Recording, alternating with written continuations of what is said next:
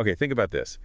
Cristiano Ronaldo, Lionel Messi, their names together, it just means rivalry, doesn't it? Oh, absolutely. Legendary. And you know how sometimes that kind of intense competition can, like, fuel incredible things? Think about the race to map DNA or the space race even.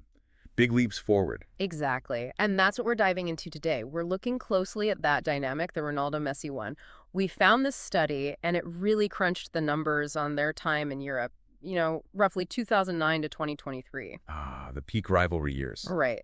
The study tried to figure out how much that head-to-head actually affected how they performed individually. So we're trying to get past the fan opinions, the hype. Yeah, beyond who felt better. Precisely. The mission here is to see if that competition really translated into, well, measurably better results on the pitch for these two specific players based on objective stuff. Okay, interesting. So how does a study even start to measure something like rivalry? It feels so intangible. Well, they were smart about it. They stuck to things you can actually count, non-subjective metrics. So we're talking number of goals scored, number of assists, and also just the number of games they played. Right, hard data. Exactly. And they specifically stayed away from, let's say, subjective things like how many trophies they won or even the Ballon d'Or. Because as the source article points out, those awards can get pretty controversial, right? Oh, definitely. Always debates there. So focusing on goals, assists, appearances, it gives a much clearer picture of their actual output. And importantly, they also factored in their years of professional experience. Ah, okay, so they accounted for just getting better with age or practice. Yeah, to try and isolate the rivalry effect itself, not just general improvement over time. Makes sense. All right, so the million-dollar question then. Did it work? Did the rivalry actually make them, better? Short answer, yes. The study definitely found a positive effect. The rivalry seemed to boost the average performance for both of them. Both. Equally. Well, what's really interesting is that the size of the effect, the impact, was actually pretty similar for both players once you adjust for that experience factor we talked about. Okay, wow. Do we have, numbers on that? We do. Get this.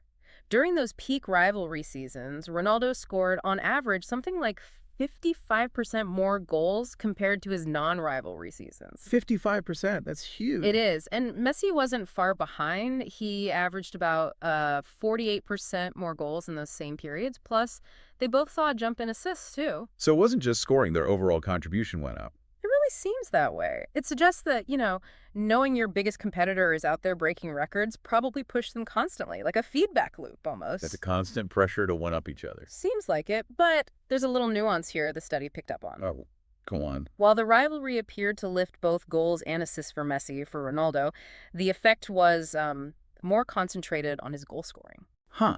So Messi maybe became more of a creator and finisher under pressure, while Ronaldo really honed in on just finding the net. That's one way to look at the data, yeah. Yeah. The analysis sort of separated out those effects. It showed Ronaldo's boost was particularly strong in the goals department, whereas Messi saw that broader improvement. Fascinating difference. And did this effect only happen when they played directly against each other, like in El Clasico? No, and that's another key point. The study talks about this idea of the long shadow of rivalry. Long shot. Yeah, meaning the impact likely went way beyond just those head-to-head matches. Think about it.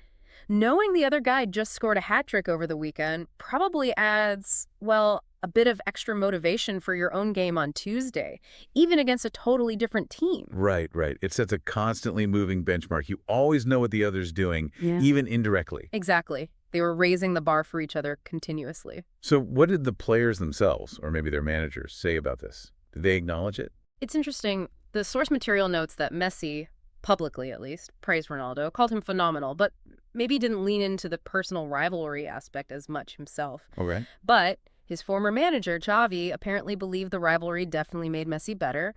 And Ronaldo, he was apparently more direct about it.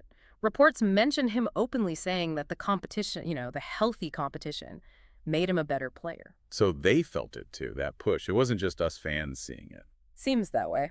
And of course, this whole dynamic had effects way beyond just their performance stats, right? Oh, yeah, you mean like the media frenzy, the brands? Absolutely. The article touches on that, the huge media visibility, their personal brand values. Think about Real Madrid losing apparently a ton of Twitter followers when Ronaldo left. Hey, I remember that. Or how Inter Miami ticket prices just exploded when Messi signed. Their rivalry didn't just make them better players, it amplified their global appeal, boosted club finances, their own earnings, endorsements. The whole package. It's like a tide that lifted all boats, in a way. Clubs, leagues, the players themselves. A very, very lucrative tide, yeah.